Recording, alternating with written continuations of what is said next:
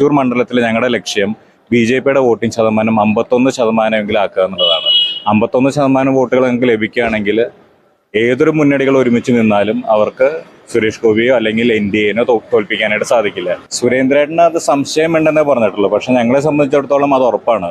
അതായത് മുഖ്യമന്ത്രിയുടെ മരുമകനെ അടുത്ത മുഖ്യമന്ത്രിയാക്കുക എന്നുള്ള ലക്ഷ്യത്തോടു കൂടിയിട്ടാണ് ഇവിടുത്തെ ജിഹാദി ശക്തികളും കമ്മ്യൂണിസ്റ്റ് മാർക്സിസ്റ്റ് പാർട്ടിയും കൂടിയിട്ടുള്ള ഒത്തുചേരലാണ് ഈ മണ്ഡലത്തിന്റെ പല ഭാഗങ്ങളും നമുക്ക് കാണാൻ സാധിച്ചിട്ടുള്ളത്. അത് ഗുരുവായൂർ ഉൾപ്പെടെയുള്ള മുസ്ലിം ഭൂരിപക്ഷ മേഖലകളിൽ SDPIയുടെ വോട്ടുകൾ കൃത്യമായിട്ട് BJP വിരുദ്ധതയുടെ പേരിൽ മാത്രം CPMന് ലഭിച്ചിട്ടുണ്ട്. നമസ്കാരം.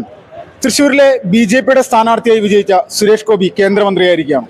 ഈ സമയത്ത് കേന്ദ്രമന്ത്രിയായതിനു ശേഷം ആദ്യമായിട്ട് തൃശ്ശൂരിലെത്തുകയാണ് അദ്ദേഹം. ഇപ്പോൾ അദ്ദേഹത്തെ സ്വീകരിക്കാനായിട്ട് RSSന്റെയും BJPയുടെയും സംഘപരിവാറിന്റെയും പ്രധാനപ്പെട്ട പ്രവർത്തകരൊക്കെ ഇവിടെ എത്തിയിട്ടുണ്ട്. അപ്പോൾ ഇവരോട് തന്നെ ചോദിച്ച് മനസ്സിലാക്കാം എന്തെല്ലാമാണ് ഇവരുടെ പ്രതീക്ഷകൾ എന്നുള്ളത്. ചേട്ടാ നമസ്കാരം.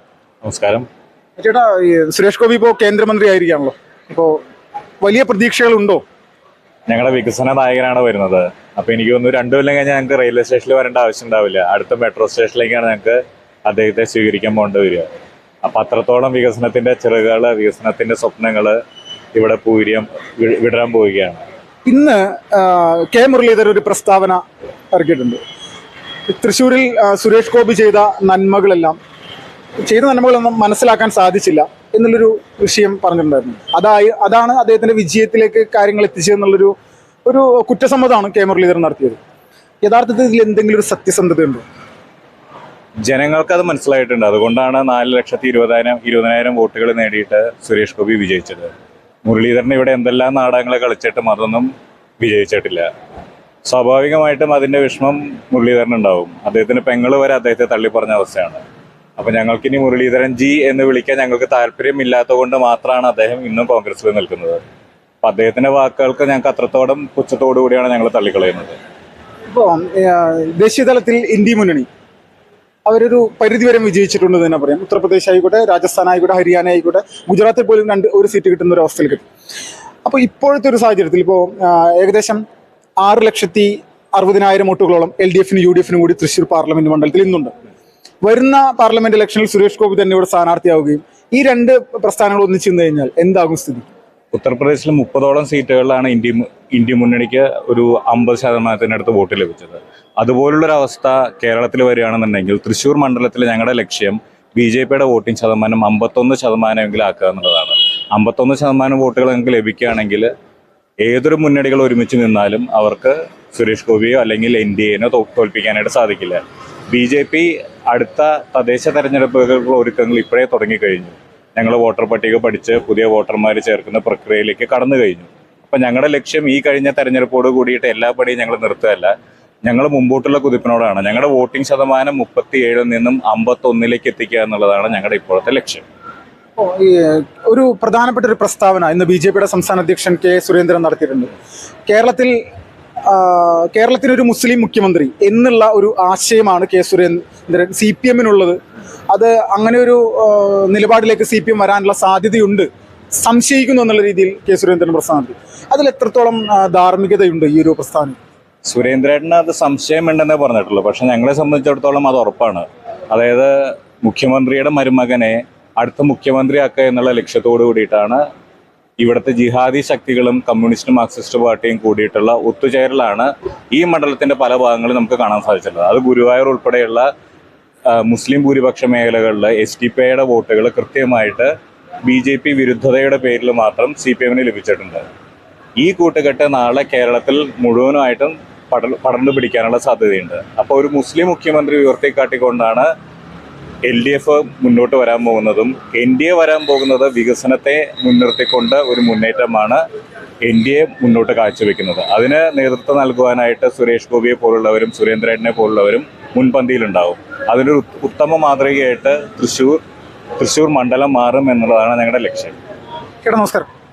ഈ തൃശ്ശൂർ പാർലമെന്റ് മണ്ഡലത്തിൽ 7 നിയോജക മണ്ഡലങ്ങൾ, അതിൽ 6ലും BJPയാണ് ഒന്നാം സ്ഥാനത്ത് നിൽക്കുന്നത്. നാട്ടികയിൽ 14,000 വോട്ടുകൾക്ക് BJP ഒന്നാം സ്ഥാനത്ത് എത്തിയിരിക്കുകയാണ്. എത്രത്തോളം പ്രതീക്ഷകളാണ് ഇനി മുന്നോട്ട് പോകുന്ന സമയത്തുള്ളത്?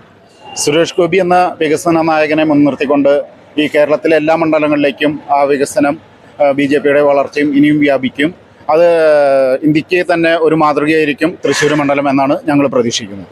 ഈ നിയമസഭാ തെരഞ്ഞെടുപ്പിന് മുന്നോടിയായിട്ട് നടക്കുന്ന തദ്ദേശ സ്വയംഭരണ സ്ഥാപനങ്ങളിലേക്കുള്ള തെരഞ്ഞെടുപ്പിൽ BJPക്ക് ഇപ്പോൾ ഒരുപാട് പഞ്ചായത്തുകൾ ഒന്നാം സ്ഥാനത്ത് എത്തിയിരിക്കുന്നു, പല ബൂത്തുകളിൽ. ഇതെല്ലാം നിലനിർത്താൻ സാധിക്കുമോ?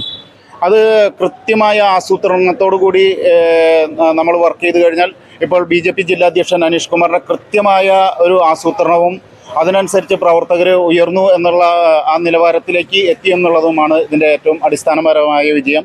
പിന്നെ സുരേഷ് ഗോപി എന്നുള്ള വ്യക്തി തോറ്റുപോയിട്ടും ഇവിടെ നിന്ന് മാറിയില്ല. അടിസ്ഥാനപരമായി തൃശ്ശൂരിൽ നിന്ന് തന്നെ വർക്ക് ചെയ്തുകൊണ്ട് എല്ലാ സേവന രംഗത്തും അദ്ദേഹത്തിൻ്റെതായ സേവന പ്രവർത്തനങ്ങളും എല്ലാം തൃശ്ശൂരിന് ലഭിച്ചു എന്നുള്ളതാണ് അതിൻ്റെ ഒരു. ചേട്ടാ നമസ്കാരം.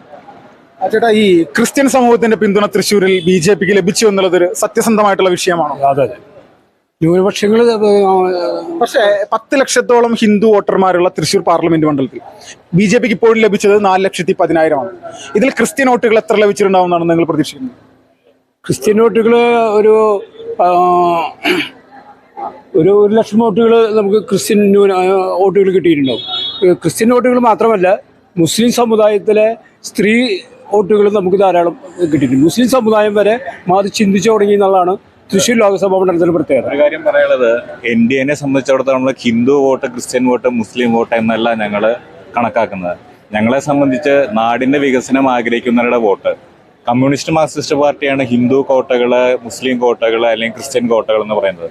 നമ്മളെ സംബന്ധിച്ചിടത്തോളം വികസനം ആഗ്രഹിക്കുന്ന എല്ലാവരും സുരേഷ് ഗോപിക്ക് വോട്ട് ചെയ്തിട്ടുണ്ട്. പക്ഷെ ഞങ്ങളുടെ ഒരു കണക്കുകൂട്ടൽ ഏകദേശം 60% ഹിന്ദു വോട്ടുകൾ നമുക്ക് ലഭിച്ചിട്ടുണ്ടാവാം.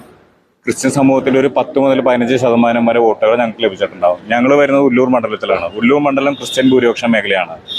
അവിടെ ഒരു 12 റൗണ്ട് നമ്മൾ വോട്ട് എണ്ണിയപ്പോൾ ഒരു 6 റൗണ്ട് കഴിഞ്ഞപ്പോൾ തന്നെ ഈ ക്രിസ്ത്യൻ മേഖല അല്ലെങ്കിൽ ഹിന്ദു മേഖല എന്നൊന്നും തരംതിരിക്കാൻ സാധിക്കാത്ത തരത്തിൽ എല്ലാ വോട്ടുകളും സുരേഷ് ഗോപിയിലേക്ക് വന്നിട്ടുണ്ട്. ഏകദേശം 10,000-ഓളം വോട്ടുകളുടെ ഭൂരിപക്ഷത്തിലാണ് ആ മണ്ഡലത്തിൽ സുരേഷ് ഗോപി വിജയിച്ചത്. അപ്പോൾ വികസനം ആഗ്രഹിക്കുന്നവരെല്ലാവരും NDAക്ക് വോട്ട് ചെയ്തിട്ടുണ്ട്. ചേട്ടാ നമസ്കാരം. ഇപ്പോ ഈ നമ്മുടെ കേരളത്തിൽ BJPയുടെ ആദ്യത്തെ ഒരു സീറ്റാണല്ലോ പാർലമെന്റിലേക്ക്. വർഷങ്ങളായിട്ട് BJP ലക്ഷ്യം വെച്ചിരുന്ന ഒരു സീറ്റ് കൂടിയാണ്. തീർച്ചയായിട്ടും. ഇപ്പോ ഇതിൽ ഏറ്റവും പ്രധാനമായിട്ട് ഈ വിജയം ഇനി മറ്റുള്ള സ്ഥലങ്ങളിൽ ആവർത്തിക്കാനുള്ള സാധ്യതയുണ്ട്. സ്ഥാനാർത്ഥി ഇതുപോലെയുള്ള സ്ഥാനാർത്ഥി അല്ലെങ്കിൽ അതുണ്ടാകും? തീർച്ചയായിട്ടും. കാരണം തൃശ്ശൂർ എന്ന് പറയുന്നത് നമ്മുടെ കേരളത്തിൻ്റെ തന്നെ സാംസ്കാരിക തലസ്ഥാനമാണ്. കേരളത്തിൻ്റെ ഏതാണ്ട് മധ്യഭാഗത്ത് സ്ഥിതി ചെയ്യുന്ന ഒരു സംസ്ഥാനം കൂടിയാണ്. അപ്പോൾ ഇവിടെ വിജയിച്ചു വന്നിട്ടുള്ളത് സുരേഷ് ഗോപിയാണ്. സുരേഷ് ഗോപി എന്ന സ്ഥാനാർത്ഥി അദ്ദേഹം തൃശ്ശൂർ മാത്രം കേന്ദ്രീകരിച്ച് പ്രവർത്തിച്ചിരുന്ന ഒരു സ്ഥാനാർത്ഥിയല്ല. അദ്ദേഹം കേരളത്തിൽ ഉടനീളം എല്ലാ ജില്ലകളിലും അദ്ദേഹം ഇറങ്ങി പ്രവർത്തിക്കുകയും സഹായങ്ങൾ ഒരുപാട് ചെയ്തു വന്നിരുന്ന ഒരു സ്ഥാനാർത്ഥി കൂടിയാണ്. അപ്പോൾ അദ്ദേഹത്തിൻ്റെ കാഴ്ചപ്പാട് നമ്മൾ ചിന്തിക്കുന്നതിലും അപ്പുറമാണ്. അദ്ദേഹം കേരളത്തിൻ്റെ മുഴുവൻ കാര്യങ്ങളിൽ ശ്രദ്ധ കേന്ദ്രീകരിച്ചുള്ള ഒരു പ്രവർത്തനമായിരിക്കും. നമുക്കറിയാം, അദ്ദേഹത്തിന് സഹമന്ത്രി സ്ഥാനം കൂടി ലഭിച്ചിട്ടുണ്ട്. അപ്പോൾ ഒരു MP-യേക്കാൾ ഉപരി ഉയർന്നു ചിന്തിച്ചുകൊണ്ട് തന്നെ കേരളത്തിൻ്റെ മൊത്തം കാര്യങ്ങളിൽ ശ്രദ്ധ കേന്ദ്രീകരിച്ചുകൊണ്ട് ഇനി BJPയുടെ വേരുകൾ എല്ലാ ജില്ലകളിലും പടർത്തുന്ന രീതിയിലുള്ള ഒരു പ്രവർത്തനമായിരിക്കും അദ്ദേഹം കാഴ്ചവെക്കാൻ പോകുന്നത്. അത് നമുക്ക് കാത്തിരുന്ന് കാണാം. കെ മുരളീധരൻ പറഞ്ഞല്ലോ, നമ്മൾ 5 വർഷമായിട്ട് സുരേഷ് ഗോപി ഇവിടെ ചെയ്ത പ്രവർത്തനങ്ങളെ പറ്റി അറിയാൻ സാധിച്ചില്ല. പക്ഷേ 5 കഴിഞ്ഞ തവണ തോറ്റിട്ടും അദ്ദേഹം തൃശ്ശൂർ വർക്ക് ചെയ്തു, കേരളം മുഴുവനും വർക്ക് ചെയ്തു. ഇതിൻ്റെയൊക്കെ അടിസ്ഥാനത്തിലാണ് വികസനത്തിന് ഊന്നിക്കൊണ്ട് അദ്ദേഹം പഠിക്കുകയും തൃശ്ശൂരിനെ എല്ലാ പ്രവർത്തനങ്ങളിലും പരാജയപ്പെട്ടിട്ടും സുരേഷ് ഗോപി തൃശ്ശൂരിന് വേണ്ടി നല്ല രീതിയിൽ പ്രവർത്തിച്ചതിൻ്റെ പരിസമാപ്തിയാണ് ഈ വിജയം. തൃശ്ശൂരിൽ BJPയുടെ വിജയവുമായി ബന്ധപ്പെട്ടുകൊണ്ട് ഇന്ന് കേന്ദ്രമന്ത്രിയായതിനു ശേഷം അദ്ദേഹം തൃശ്ശൂരിലെത്തുകയാണ്.